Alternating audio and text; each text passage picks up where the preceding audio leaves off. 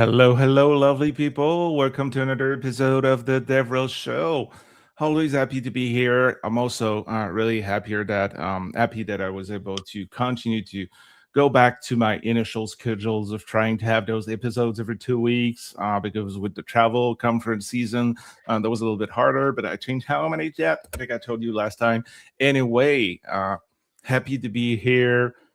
Excited to have another episode, quite happy about my guest too. I know I say that for every guest, but my guest today, we've known each other for a while now. I don't think we had that many chances though to like speak in person, or even I don't think we've ever met in person either.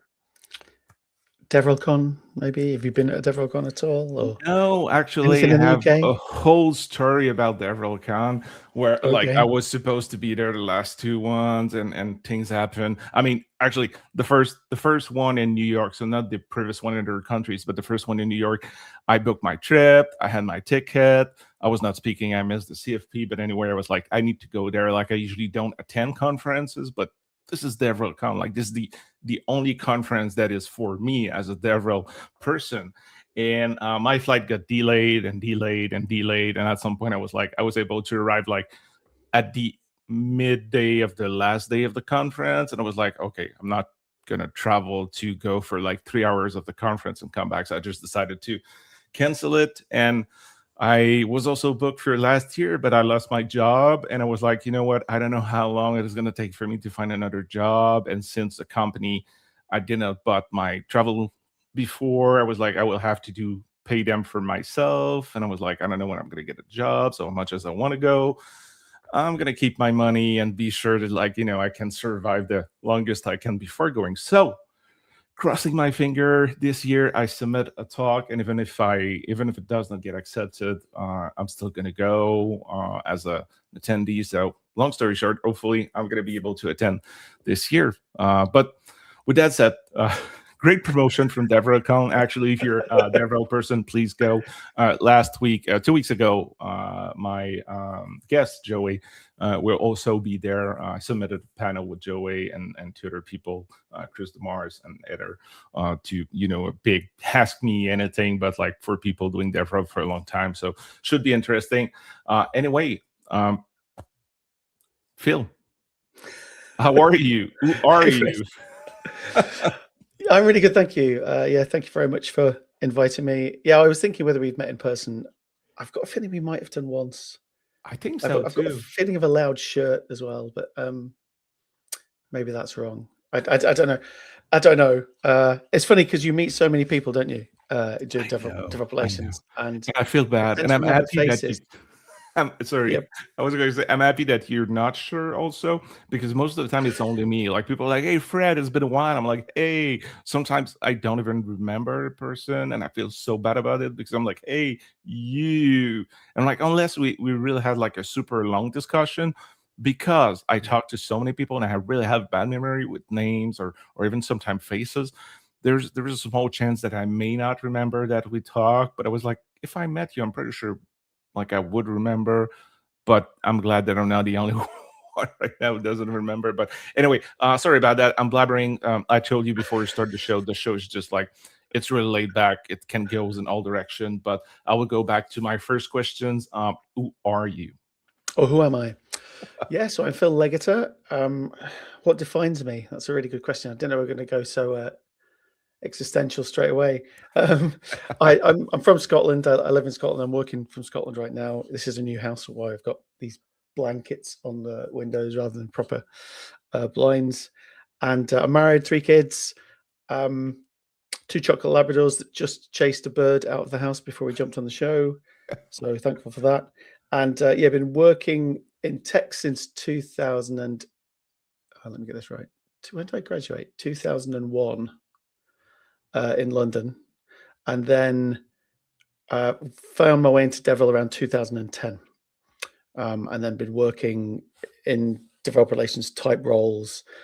We can go into how you define DevRel. I'm sure that you've only had that conversation as many episodes as you've had, Yes. kind of on and off until now. And still, I mean, I focus more on what I would say is developer experience now, but obviously do things like this, occasionally do talks, occasionally do events. a little less community, a little less outreach, marketing. Yeah, I mean, I'm happy to go on a bit longer, but I don't want to bore you. No, it's good. It's good. You can share as much as you want. All the questions you're gonna see that I talked a lot, so it's good if the guests talk too. With that said, though, I love your intro. I had a philosophical discussion with someone about that, and when you ask people like, "Who are they?" or you ask them like, "So what do you do in life?" Like the initial answer, and I do the same. The initial answer is like, "Oh, this is what I do for work." And I Yeah. really love that you started about like, "Hey, this is where I live. Like, this is I have kids and dogs." And after that, you were like, "Oh yeah, and also, I work in DevRel." And I think it's just fantastic. I know it may seem like a small thing, but as much as I love my work, at the end of the day, it's work. And like as a person, you're so much more than your work. I know sometimes it can be difficult to separate both, especially when you do developer relation, because quite often your job is related to a little bit who you are and your online and offline presence. But anyway, super long comment to say, love that you started with, from my point of view, what is the most important in one's person's life. Yeah, This is like when everything. I worked at Vonage, we built quite a big team there, and one of the things in interviews was I try and lead with finding out about person as an individual, because as you say, obviously in that context of a job, people want to just share what they've done and have the criteria that they feel like lines up with your job spec. But it's really important for them to know who you are. So sharing things like that, but also try and get a little bit from them. Obviously, it's up to the individual whether how much they want to share. But fundamentally, we're human beings first. And it's funny, as you were talking through that, I was thinking, why did I get into DevRel?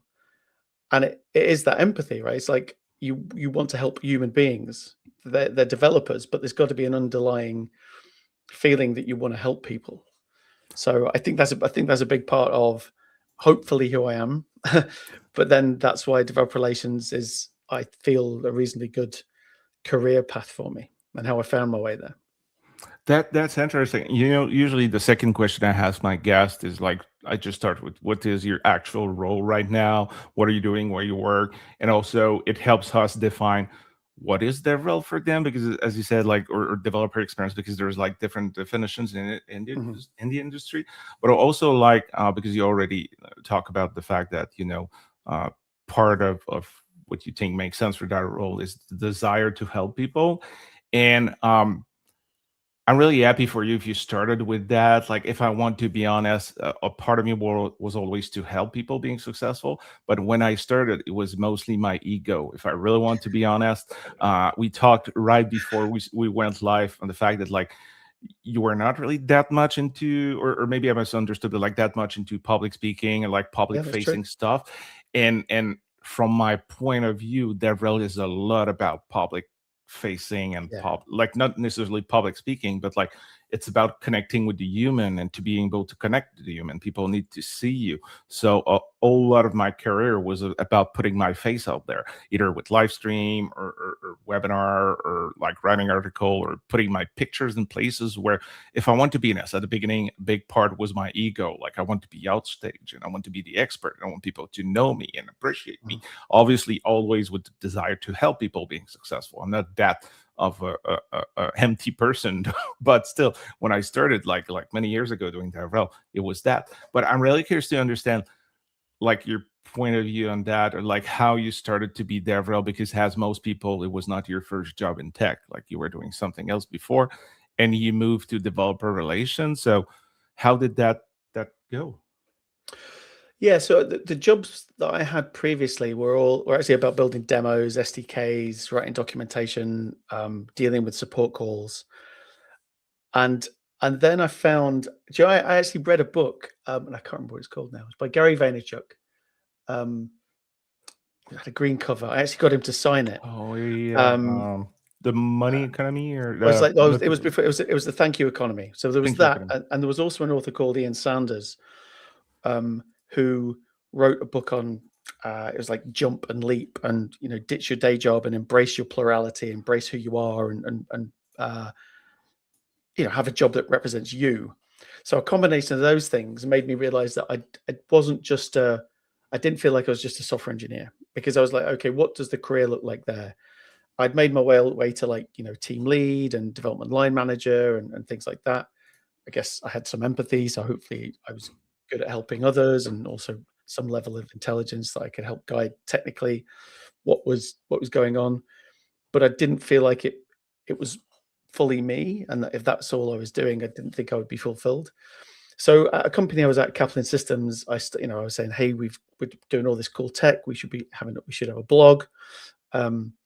We should be sharing what we're doing. I mean, as an example, we were doing real-time updates in the web browser back in 2001.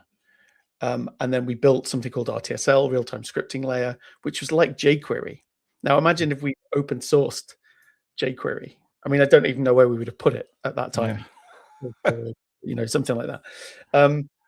So I felt, I don't know, I had this need or this desire to kind of share. I'm going to put that down to wanting to share and help other developers succeed. Or I think it was probably part of, I want to share that what we're doing is cool, what we're doing is edge. And I genuinely believe at that time at Kaplan Systems, we were doing that. But then that led to a bunch of things. One of the things was our tech was real-time technology, as I said, flashing stuff in a browser, and you could do interactive things between different browsers via the server in a real-time communication before WebRTC, before WebSocket actually was even around. And I thought that was great. I wanted to demonstrate what was possible with that. But our product was finance focused. It was a replacement for something called the Reuters Traders Workstation. So we sold into finances, and they had an SDK. Their development team would build things out. But I wanted it to be like in the hands of everybody. So I had this idea of putting our tech in the cloud. I wasn't the first one to do that, or to have that idea. And I was going to leave and be a real-time web evangelist. So I'd seen people like Christian Holman. I'd read his Developer Evangelist Handbook. I was like, that's what I want to be, but I don't know how you make money doing that. I'd seen Microsoft evangelists, but I didn't think that could be a job for me. I thought they were super clever. I'm like, I'm not quite that clever, but I can write blog posts, build demos. I can tell you they're not all that clever. I worked there. I was a technical evangelist at Microsoft. Some of them were, but I was not. But it was an inspiration to me. So I was going to leave Kaplan, and they said, well, why don't you work like on a side project of putting our product in the cloud? And the things that I wasn't like at the time, this was before Node.js was really a thing. It was like when Ruby on Rails was taking off, and I just could not get my head around Ruby. So I went and built a website in .NET, like ASP.NET. Was it MVC? It wasn't even an MVC. It was Forms, ASP.NET Forms, something like that. And then I was writing the back end, and I was running services on Windows servers deployed to AWS. And it was I was plugging it together. It was doing okay, but the docs were great. The SDKs were great. The demos I was building were good. Putting stuff on Twitter at the time, had real traction, real visibility. It felt like you could, message anybody. Yeah. And so if you built something cool, and especially like during, say, the World Cup soccer, I built like a game, something that I worked with Opta Sports and built this demo and had real-time data about what was going on. Got this data for free that they charge a lot of money for because they thought it was cool. I did a competition, and it was all demonstrating that our technology, and that did well online. It's actually a guy called Gersley who's really well thought of right now. I can't say his surname. Pragmatic Engineer, is it? He worked at Skyscanner at the time and won an iPad off me. So it had real reach, right? This sort of stuff. But they decided not to continue doing that. So I was kind of like a product engineer, kind of like a founder. I did a lot of work working out like pricing structures and things like that. But I couldn't get the company to back me to just do that and get additional funding and more people in. So companies called like Pusher and PubNub came around at the time, which were WebSockets as a service. And as Kaplan decided to fold that, Pusher said, hey, why don't you join as a developer evangelist? So that was my first official role as an evangelist. So I wandered my way into it through, eventually knowing that there was such a role as a developer evangelist. And I know we've kind of moved away a little bit from that term, but it felt like it gave me that plurality, that ability to do some of the things that I liked. And obviously I accepted when I read Christian's handbook that I had to do talks as well, though I wasn't naturally inclined to do that. I liked all of the other stuff, not so much the talks. I obviously got into the, going to meetups, hackathons, again, because you're standing next to someone helping to build something. That definitely fueled my passion for helping people. Mm-hmm. And I used to love staying late, and they'd go, "Wow, you're still here. It's 2:00 in the morning." I'd go, "Yeah." And then you'd help them build something. And it's difficult because you're pushing your tech into people, and you don't actually like doing that, but you try and help them solve a general problem. You go, "Oh, that one, you could actually use our product for that." So, so that's how I got into it. Yeah, I like that approach. To not like I always say, like, yes, of course, I want people like my job is to help people being successful, developers being successful, and I hope they're going to be successful with my product. But at the same time, like I'm not a salesperson. If I do my job well, they're going to end up like using your product or paying for your product. But that's going to be like a positive side effect of my job. What I'm doing is, as I said, helping people being successful. So if my product is not the right one for you, it's fine. If it doesn't make sense for you right now, it's fine too. But because I'm building a relation with people, because I'm like creating that connection with people, hopefully, maybe in the future, my product's going to be right for you, and you're going to be able to use it. But like, no, pushing people or like forcing people to try to use their stuff, I don't think it makes sense. And I love that also you find what makes sense for you too, because like DevRel, I always say like it's 20 plus roll into one because there's so many things you can do.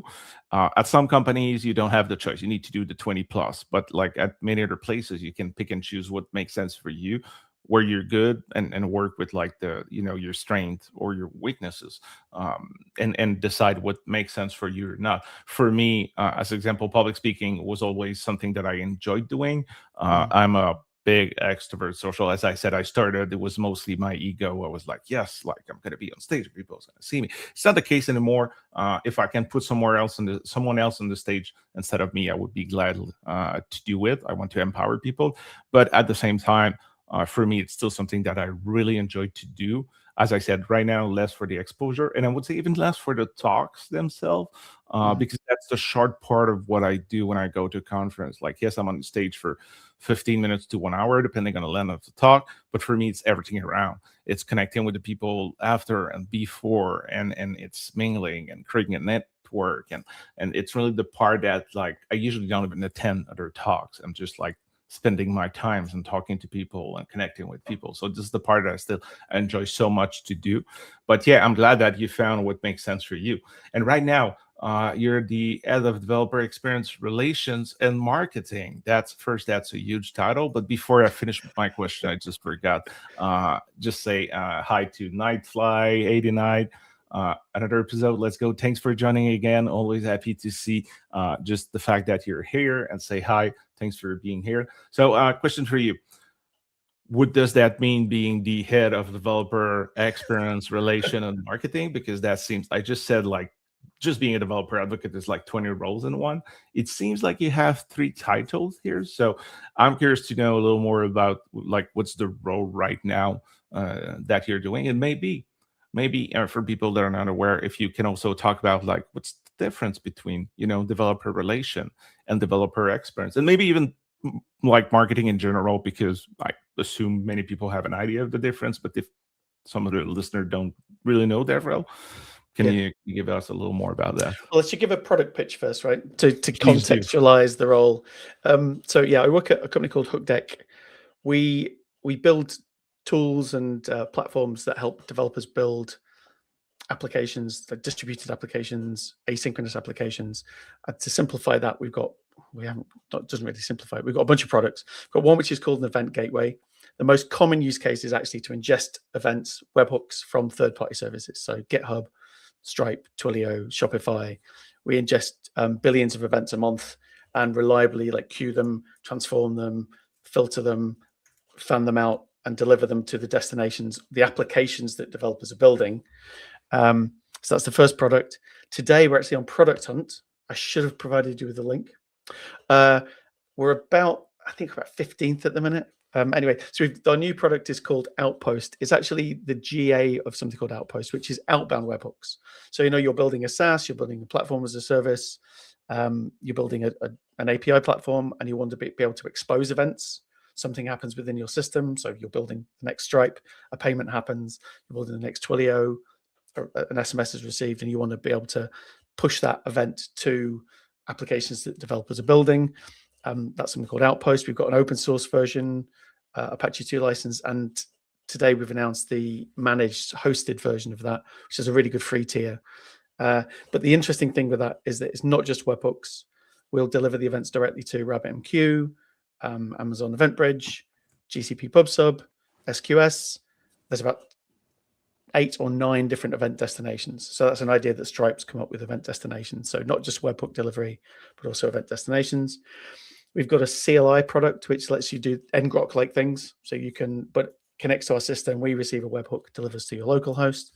And we've also got something called Console, which we're going to have to rename, which is like HTTP bin, which still exists, but isn't as good as it was anymore. But you get a public URL, you can throw requests at it, and it captures it. But you can then use our CLI and deliver them locally as well, and that's entirely free. So we've got a lot of products, but we're only 9 people. Hence the silly job title, because when I joined, the goal was really a more marketing-related goal. Although they wanted a kind of head of DevRel role, they needed positioning feedback. They needed, a new website. They had this idea of an event gateway. They went, okay, we want to create a product category.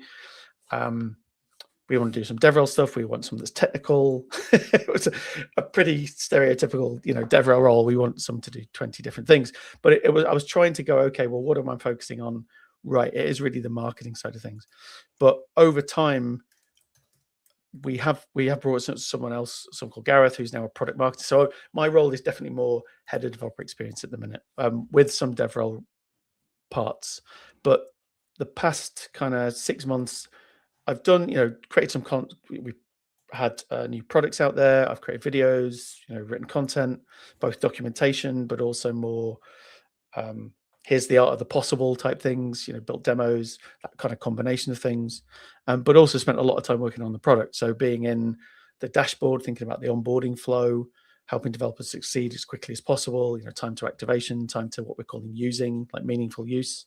I've built out our CLI that with the help of AI to provide a whole bunch of kind of CRUD functionality.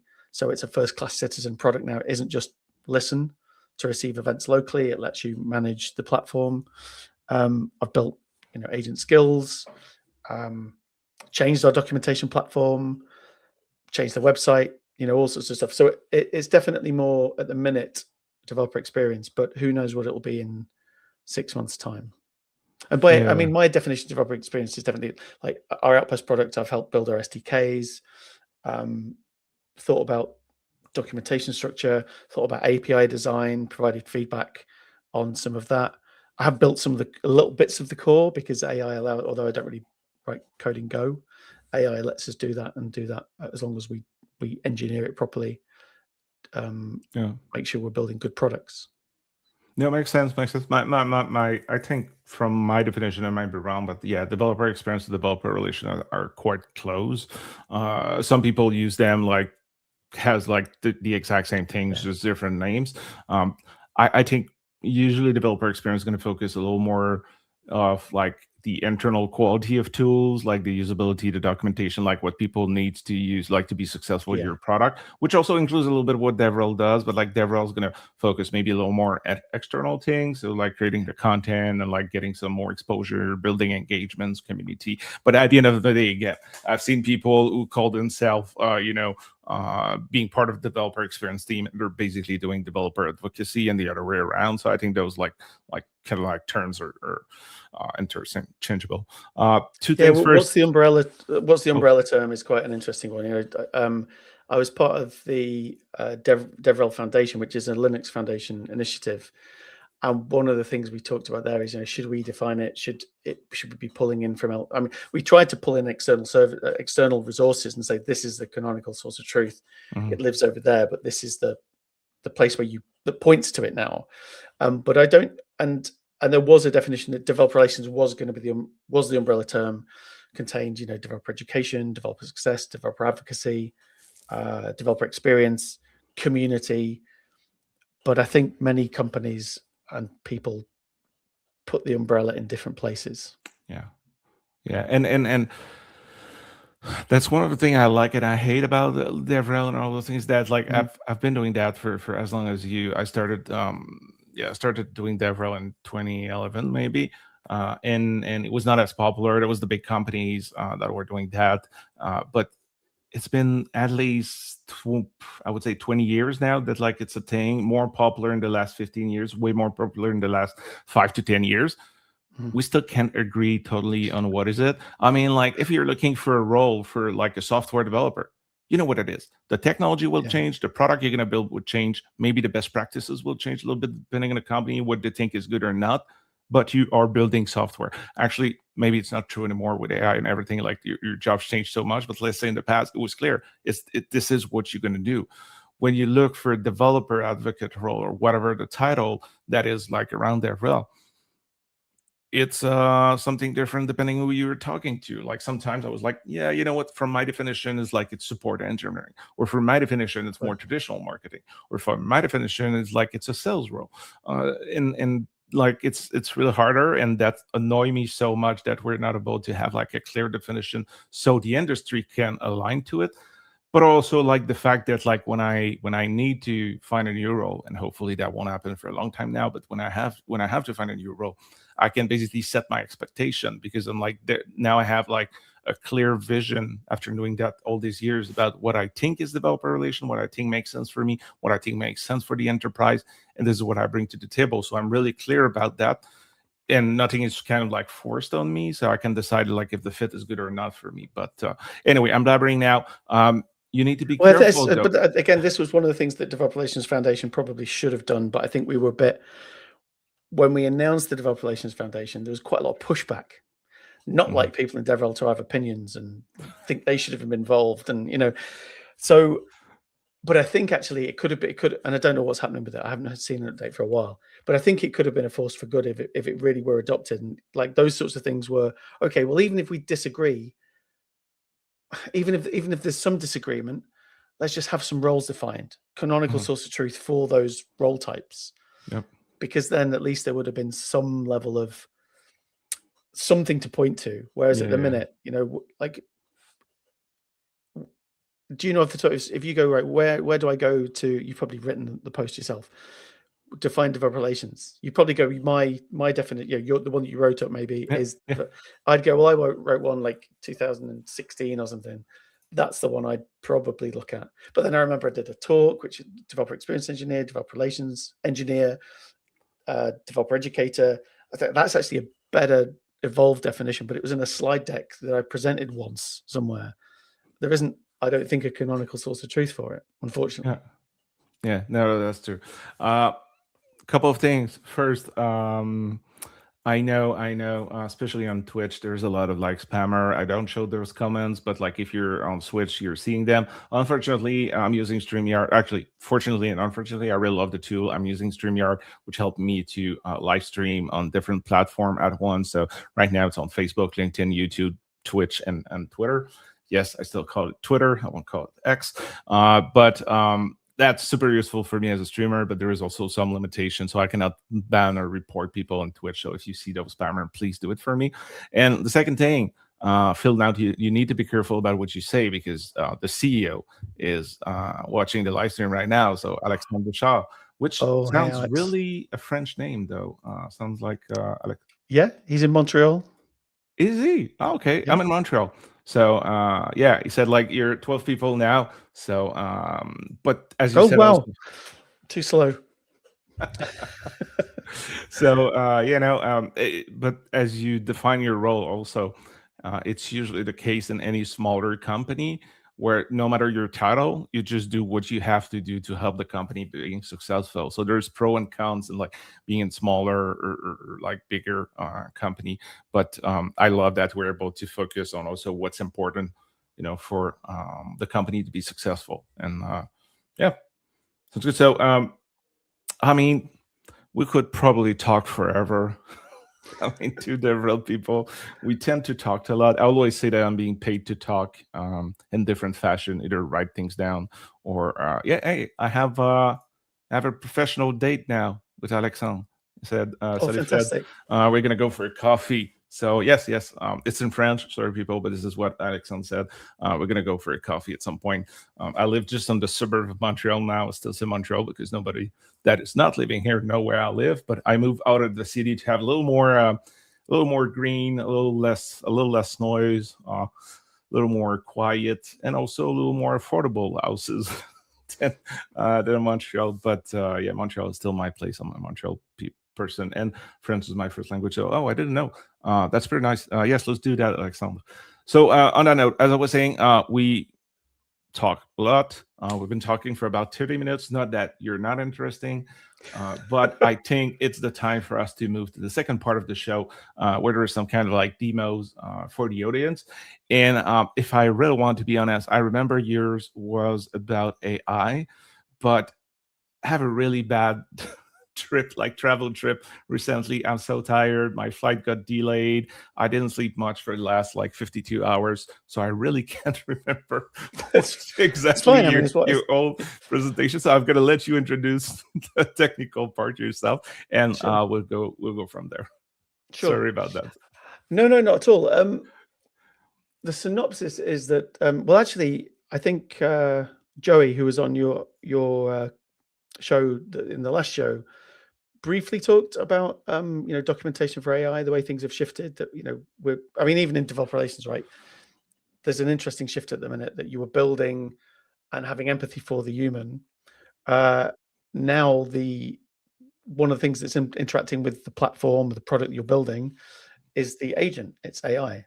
So that's one of the shifts in my role over the past 6 months. No, probably 3 months. Start of the year. Has been thinking about the agentic experience. And I know AX was defined sometime last year by Netlify, and there's an agentic experience definition and all that sort of stuff. But more and more, you've got to think about, is your product accessible, usable, clear by an agent? So that's what I wanted to talk about. In fact, let me share my screen. I changed camera because I noticed it was flickering a little bit anyway, but sounds good. Yeah, no, I just gave a talk about actually what I was talking with Joey, how to build great documentation, which I've gave before, but the last time I gave it, AI was not really popular or thing, so it was just about like how to build great documentation. Now I still kept my talk about how to build great documentation and just had like a couple of tips about how make it like agent friendly. But I really want, like, from my point of view, I really wanted people to continue to build great documentation for humans, but while you do it well. If you do it well, it's going to be beneficial also for LLMs that going to crawl your docs and like use it to give the information to the people. But I'm very curious to learn more about your vision of not just about docs, but like about like everything about the experience and keeping. Yeah, I mean, it's so funny. I've always thought that technical writers were really, really valuable people. Like, think about how you structure content, thinking about how it reads, that you're consistent. And they seem to be really undervalued. Now I hear that they're really, really valuable, but not for creating content for humans, but for creating content for agents. So it's well structured, proper linked. Anyway, so that's just where we are now. And I think you're right. I think that there's actually a bit of a struggle at the minute, and I've even looked at it today. When you're creating content, you're going, am I creating content here that the human needs to see, or am I creating content here that guides the agent? So there might be a bit of a split. At the minute, our approach to documentation is just we present it in a different way that I'll show, but the content is mostly the same. But maybe there is a bit of a shift around the content. I mean, there are layers as well, right? So there's, the README in a repo for a human. There's agents.md for the agent. What is the documentation reference to that? I mean, representation of that. So, I mean, these are the Hookdeck docs we've got, as I mentioned, multiple products kind of along the top. And the things that I wanted to talk about, I'll actually talk about this DX layers. So there's like an information layer. So there's things that we've, like from the API space, we've been talking about the importance of them for a long time, but now even more important than ever, like documentation, API specs. We were, the shift towards TypeScript, the importance of types and clarity within your IDE and, autocomplete and all that sort of stuff. again, really important for agents to have that information to be able to work with your SDKs and understand what's possible with the platform. There's .md versions of all your docs, and then there's the llms.txt, which actually should have had kind of before the MD versions. And then there's these kind of actions where a human wants to start feeding information to the agent. Mm-hmm. So there's copy page, and I'll show this in, center Claude and all that sort of stuff. Then we've got like a guidance layer, and I was talking there about some content for agents, some content for humans, docs and how to walking through certain scenarios. That's useful for both the human and the agent. Certain scenario, okay, we want to solve that. It should have the content that let me walk through that. But then there's specifically agent skills, which are obviously built instructional sort of how-to type content for agents. And then there's this action layer, which is APIs, SDKs, the CLI, which is a really big thing. At the minute, you'll see a lot of, was MCP was the real big thing, and now people are finding, if you build stuff, the agent almost defaults to wanting to use the CLI to achieve its goals. And I've never really been a big MCP user, whereas I'm using GH all the time, Sentry, the Hookdeck CLI, that seems to be the way that things are going. Apparently, there's a big thing about context usage with MCP servers. So this is for me, these are like the table stakes of where you need to be at the moment to be agent ready. Though I think things are shifting, and I'll talk about that. And then, so what that looks like from our implementation perspective is, an entry point, llms.txt. I think this is one of the first things to come along. Right, so saying you need an llms.txt, which is like a reference, a pointer. We've got one at the website level actually, and then we've got one specifically in our docs, and we've got one actually at the outpost level in our docs as well for that specific product. And this just tells you what the resources are, points to the MDs. I don't actually know if you need to point to the MD here, because I think it will default to trying to get that, and then gives you an idea of what the content is. So a quick look, the agent can see this, and it shouldn't be too big, right? Because context is important. It's just a pointer. This is an entry point.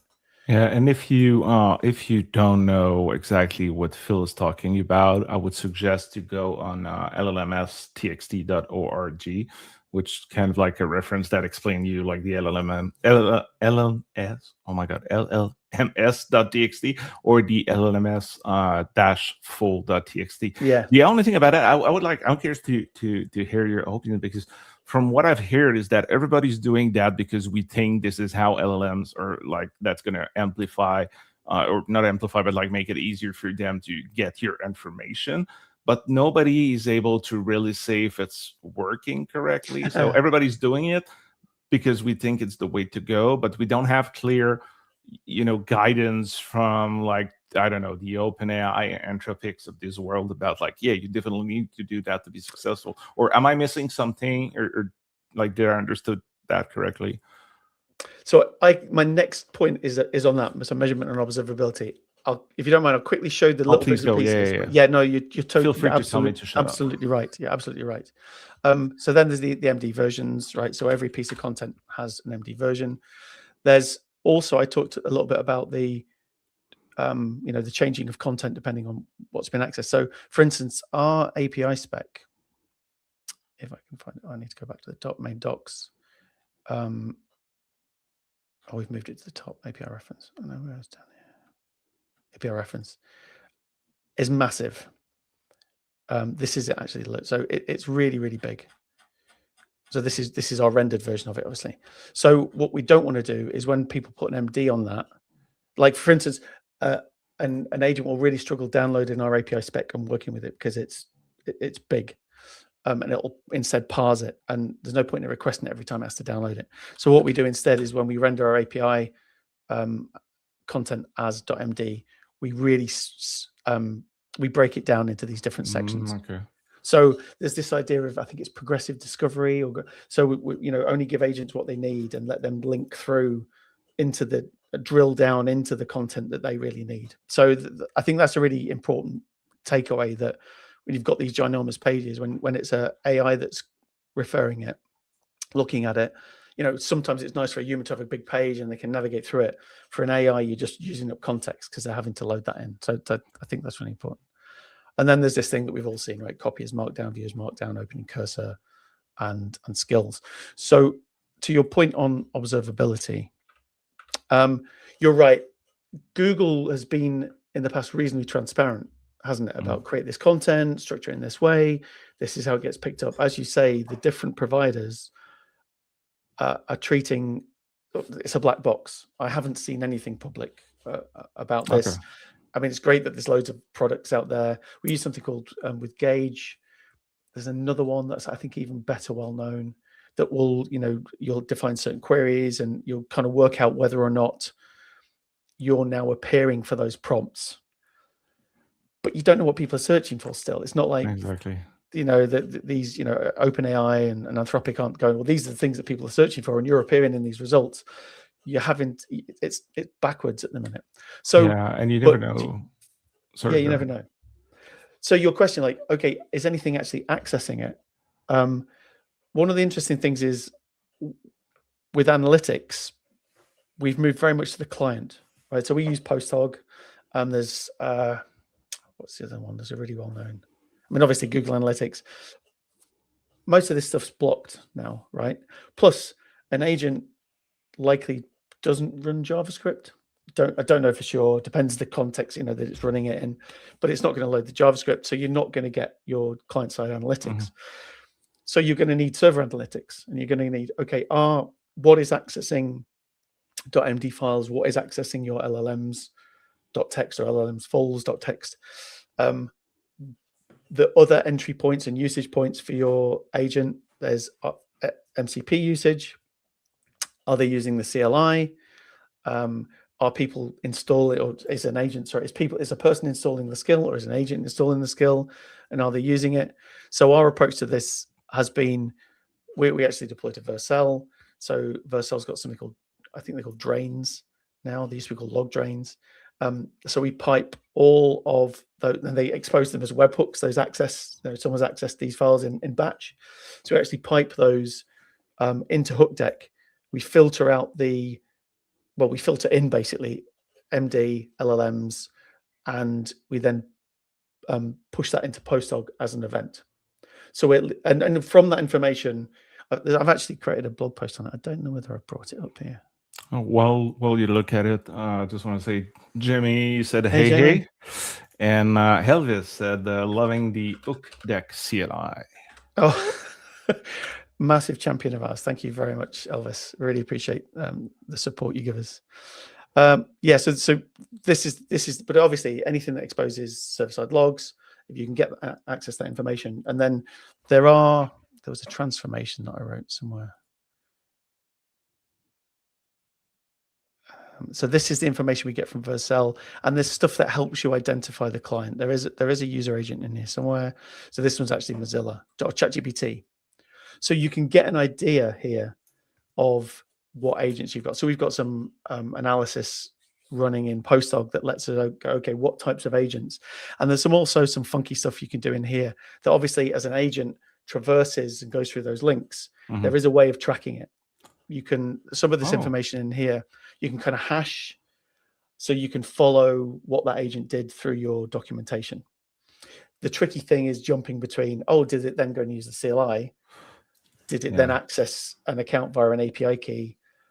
Like that isn't something we've solved yet, but I mean, it's something we're thinking about through things like, if you allow the agent to sign up, and this is one of the things I'd like to talk about at the end, if we get to it, if you allow an agent actually to sign up now I know we spent years and years and years trying to stop bots doing things, but now if you can allow an agent to sign up, and then eventually that kind of sign up needs to be tagged and mapped to a user, you can then go, okay, well, this agent's interactions with our I mean, obviously, if it's using an API key, you can start to do that anyway.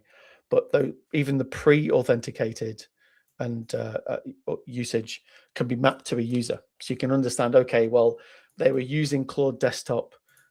They performed some sort of query. They landed here. Within that, probably wouldn't be that. Maybe it would be within like co-work. They then built something in co-work, used the CLI, signed up, and then you can tie those and then the user goes, yeah, okay, well, this is my account. There's a possibility of signing that agent usage, attributing that agent usage through to the user that eventually signs up and, I guess, takes ownership of the account. Yeah, that's good, because we lost all that tracking and those KPIs when people stopped coming on the website directly. We lost a lot of like power and also controls about stuff. As you said, like given the LLM text, we're like, hey, we think this is what needs to be done, but we're not quite sure. I was doing an exercise. I think I said it on a previous episode, but I was doing an exercise recently when I was going, I think it was with Claude, and it was like, hey, tell me about how, can I do that with TinyMC, or please create that JavaScript code to use TinyMC to do that. And it gave me a whole version.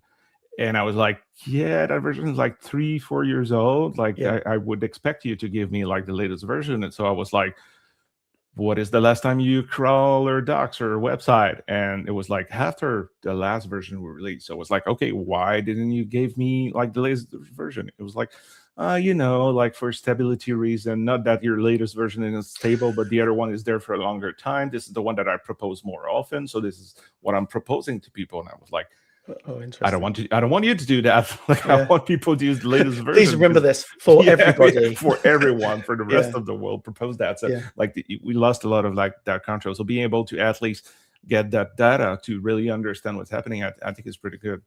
And I love this is everything you're maybe not everything you're showing, but you show a couple of links.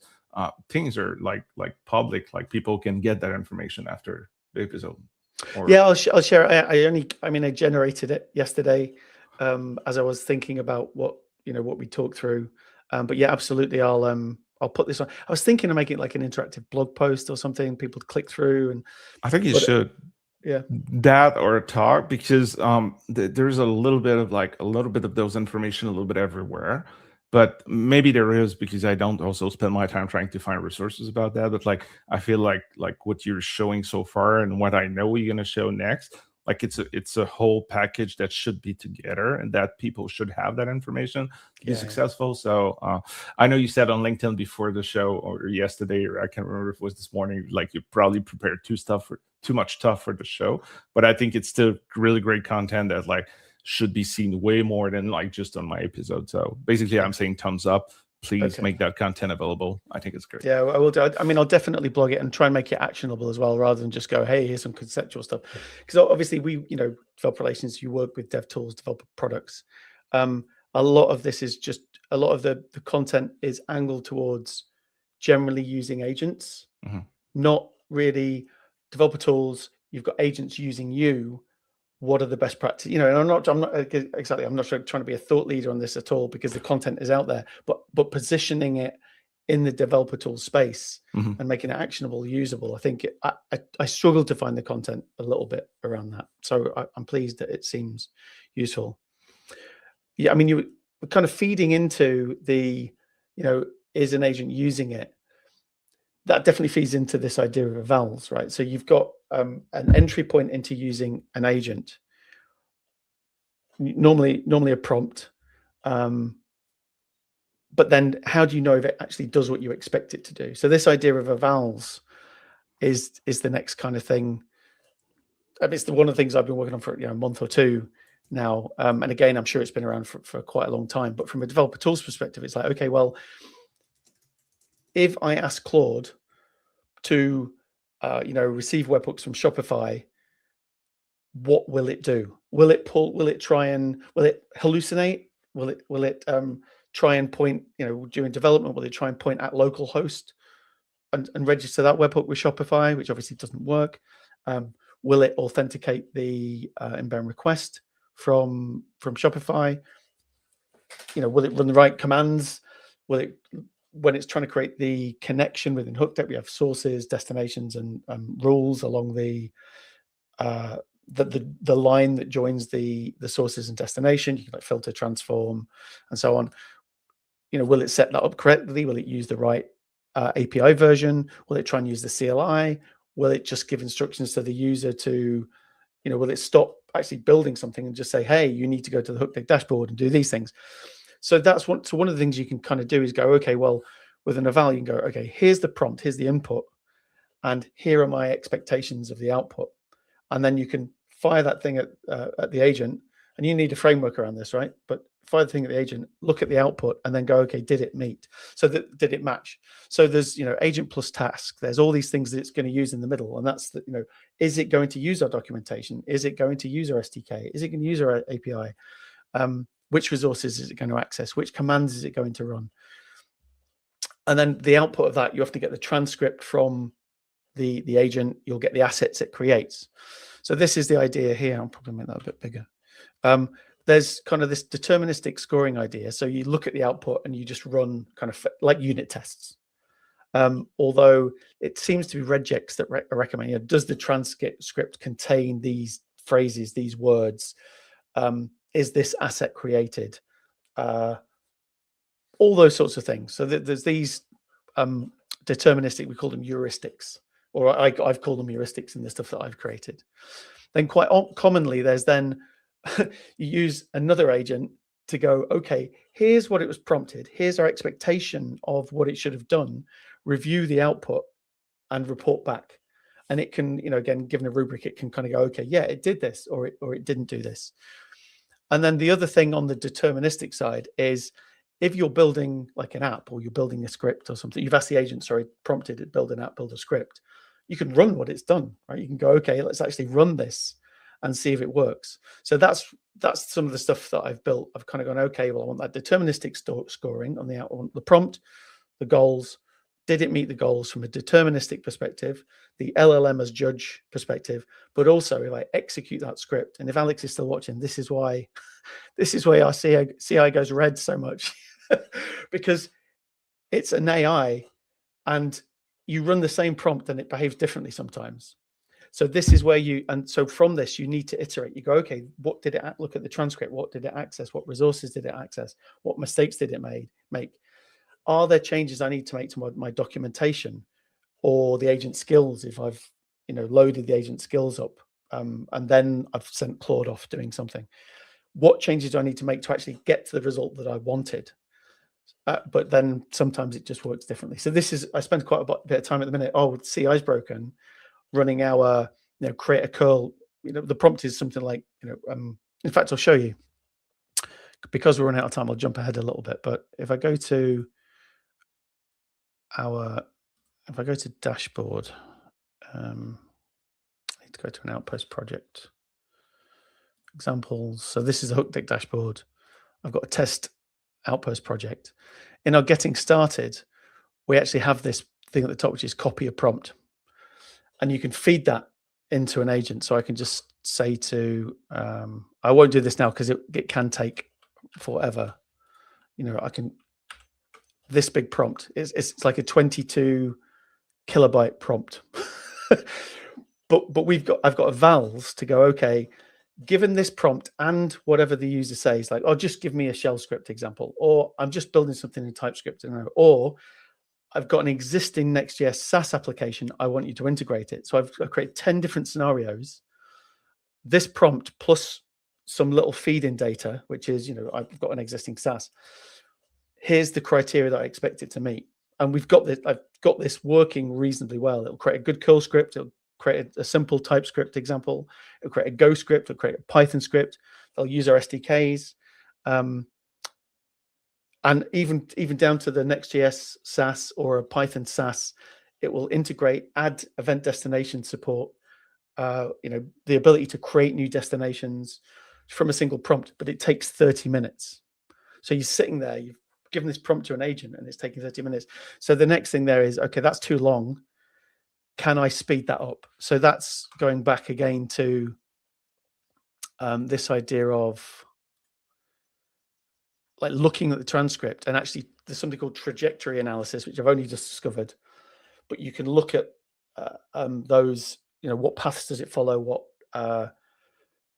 API calls does it make? What CLI commands does it execute? And you can then identify where it went wrong and try and go, okay, why did it go wrong there? Was there a broken link in the doc? Was the CLI command broken? Can it find product problems? Or it can just be you've got some text in your documentation that isn't quite right and it went the wrong way. But again, you go, okay, well, I can improve that text. But the tricky thing is you don't want to start injecting prompts into your documentation to guide an agent in a certain scenario. So actually getting that balance right is quite difficult. So that's the thing I'm on at the minute. I've got these evals running, but I need to understand the decisions that an agent's making and make changes to the documentation, the initial prompt. And sometimes I've got to be honest, the framework that I've created is a bit wonky. So I need to go, okay, my framework isn't quite, because there's a thing where you can like leak context from your framework into the agent, and you have to stop that happening, right? The agent should only know I've got this initial prompt, what the user wanted, and any context for the scenario, and that's it. So it's really interesting. But and then I've done it across our agent skills. So we've got some agent skills, which are, textual instructions. Sorry, I'll make that bigger. We use NPX to install skills, but there are other ways to install skills. They're in skills. So we've got an event gateway skill. We've got Hookdeck skill, which is actually more of a pointer. It's like llms.txt, but in the skill, it points to these other skills that are available. And we've got an outpost skill. But in here as well, I've got this, framework to do the eval on it. And then we've got webhook skills, which is a place to put loads of different provider skills. Again, I've got these evals that run there to make sure that they actually, you say, I'm working with Shopify, Express.js, and it will make sure it generates an Express.js application that authenticates the webhook. It's got unit tests in there, but also it's got that kind of eval scenario testing as well. Yeah, and I know we're well over time. I've got some examples of where I've run these and it's kind of gone, okay, this was a received webhooks with Express that we ran. It created a basic application. It created a webhooks endpoint. I think that it created a server.js, and it provided README instructions. And I actually inject a little bit here in the eval to go in the skill. I say, if someone uses the skill, make sure it's included in the README, because otherwise it's very difficult to assess whether or not the skill was actually used. Because quite often for common scenarios like receive webhooks from Shopify, it's already in the training data. So it will just generate it unless you need to make sure it's used your skill if you preloaded that. So there's all sorts of tips and tricks and wonderful things that I'm coming across as I build this. But it is genuinely really interesting and mind-bending. Oh, I can't hear Fred. I don't know. Is that me or is that you? No, it's me. Technology is hard. I mute myself because I was coughing and forgot to unmute myself. Super. So you missed all my I was leaving all those it would have noise. Encouraged me on. I'm disappointed. I had a non-technical question about that. I felt like always part of the DevRel role is to learn stuff, because you need to know what's up and what's coming and what are the cool kids doing, and you need to learn things to prepare demos or update the docs or know your product or being able to talk to developers about your stuff. And I learned the hard way that like it's impossible to learn everything. Like I wanted to, but like tech is going so fast. But right now, like we're both in tech for a long time, so we've seen a lot of things, and it went faster and faster, like the iteration and the new frameworks and new programming language and new everything. But with AI right now, the pace is unsustainable at so many levels. So I'm just like super long intro to the questions about like everything you've shown us right now. There's a couple of things that I know, a couple of things that were new to me, and I'm just like, yeah, I should know those things, but I did not know those things. And with everything I have on my plate right now, I don't have as much time as I would like to learn stuff. So I'm just curious, like, how do you manage that learning part? Is it because it's so specific about your focus at Hookdeck right now that you have to learn those things while you're building or deploying or creating or upgrading, or is it like, are you able to just set time aside and like, hey, because this is now and the future. I need to learn about it to be able to do a great job. Or like, I don't know if it makes sense. It was super clear in my head while I started to say those words, but now I'm not sure. Yeah, absolutely. I mean, again, and you've got life, haven't you? So you've got, family and friends, and so do you put time? No, I'm very fortunate at the minute that this is a focus. I think this, as I've said, that the developer tools companies, I feel, need to be spent. I personally feel, and we've agreed within the company at Hookdeck, that this is really important. The way that technology is going, we've been building for the human, and now we have to build for the agent. So if we don't do this work, then we're not going to succeed as a business. So and I'm lucky enough that I'm like, okay, well, this is developer experience, it's documentation access, it's sample code, it's a lot of the DevRel/DX stuff. So it's fallen in my court. But as I said it before, the 10-minute chat before the show, I was doing some of this stuff without knowing it was evals. Mhm. So I think it would be great to go, do you know what, I've got a day a week that I go and investigate AI and what the following trends are. And don't get me wrong, I get emails and I'll occasionally look at them. But the eval had come across a little bit. There's a company called Tessel, TESSL. They're very cutting edge. One of the founders of Snake is it Guy Podolsky? Anyway, he's the founder of Tessel. So I'm kind of aware of them. Package manager thing. Right. So I had a little bit of an awareness of evals, but it wasn't until I kind of really looked into it. And even, I was like, I've got to share this. So being a DevRel type person, I was like, okay, well, exactly what you're saying. I wanted to kind of share this, create the content, enable others to do this, even though it's not, yes, there's some marketing value, right? There's some DevRel value in creating and sharing this, but also you want other people to succeed and do this sort of thing as well. It wasn't until I dug into it. It's like, oh, okay, the name for that thing that I've been doing is evals. Oh, there are things called, there's something called trajectory analysis. I'm like, I had no idea that was a thing until I was going, I could really do with understanding the path that the agent takes through our assets. And then I investigate, oh, okay. So I'm kind of, to directly answer your point, I'm learning as I'm doing, and I'm just very fortunate that this is where I have to focus right now. I'm probably missing loads of other things, but I think this is genuinely valuable for the company right now.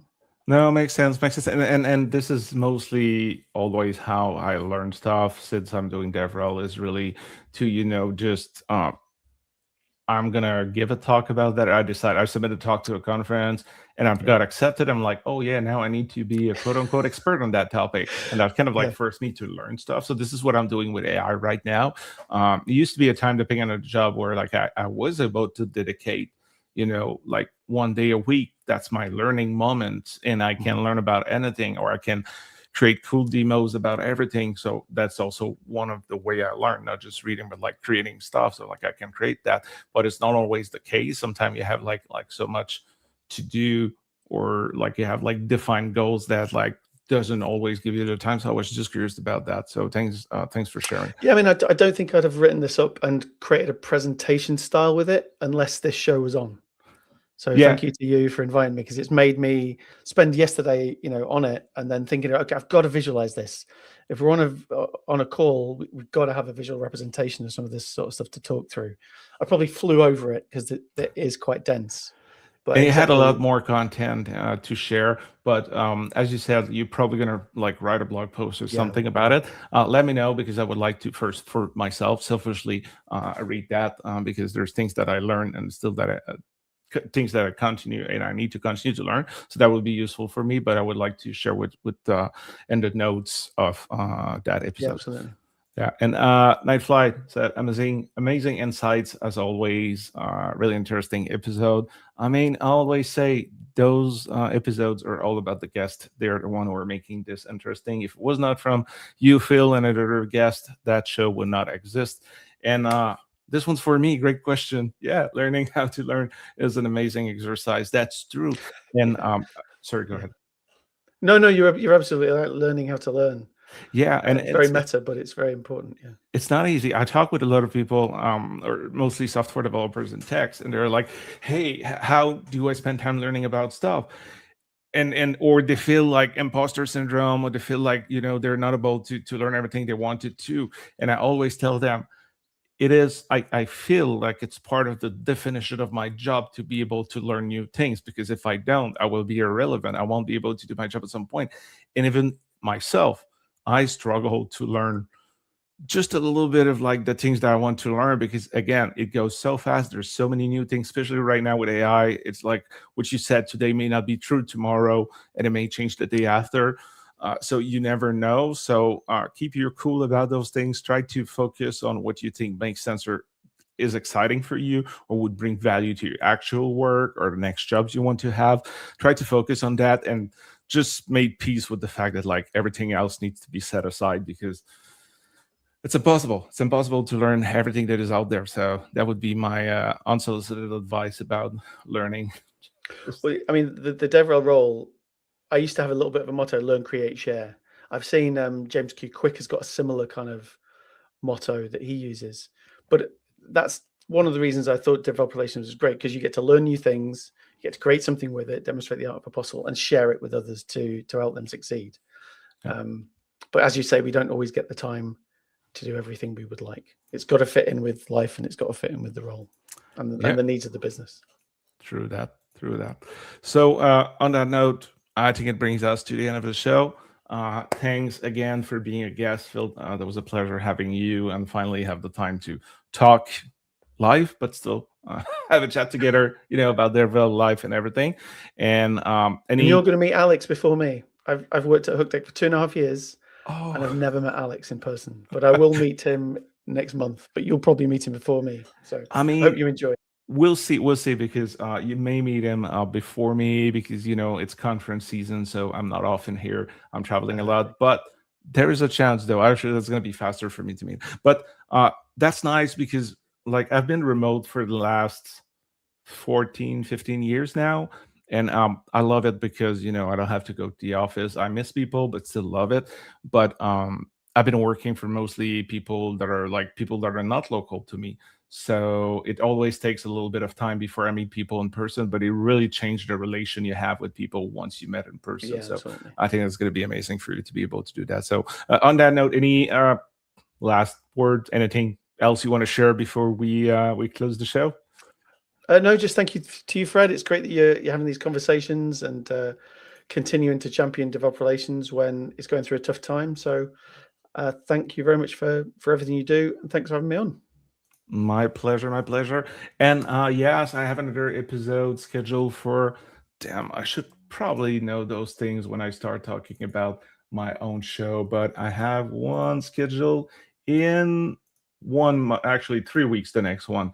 I try to do them every 2 weeks, but I think I'm gonna be in Amsterdam for JS World, a great conference in 2 weeks. So in 3 weeks, I have Boaz Zinnemann. That's going to be my guest for the next DevRel show. So on that note, folks, thanks for joining us live. Always a pleasure to have your questions or comments. It's a live stream. It needs to be live. We need to have comments and questions from people. Also, thanks to the people who watched the episode, and see you in 3 weeks for the next episode of the DevRel show. Have a good one, folks.